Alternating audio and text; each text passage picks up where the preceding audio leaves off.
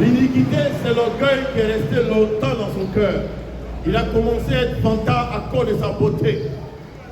Et il a séduit un quart d'ange pour les amener à la rébellion contre Dieu. Mais il a oublié que Dieu est l'omniscient et l'omnipotent, connaissant les pensées qui n'ont jamais été pensées.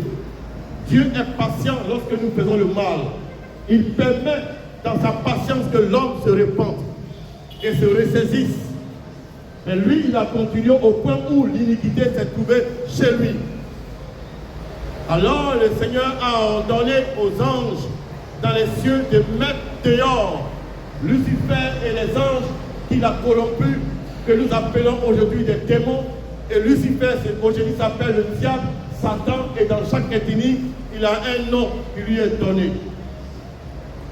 Et dans sa précipitation du royaume des cieux, jeté sur la terre, il est dit en Apocalypse chapitre 12, 11, qu'il était animé d'une grande colère, sachant qu'il a peu de temps.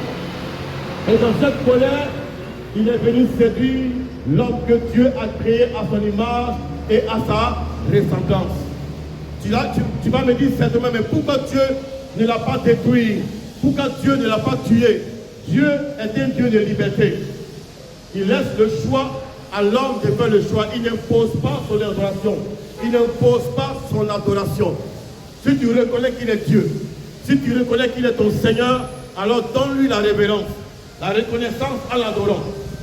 C'est ainsi qu'il a séduit Adam, en passant par la femme, pour lui ordonner, il a séduit plutôt pour qu'elle mange le fruit dont Dieu a dit à Adam, tu mangeras de tout ce qui est dans le jardin, mais le fruit qui est au milieu, ne mange pas, car le jour où tu en mangeras, tu mourras.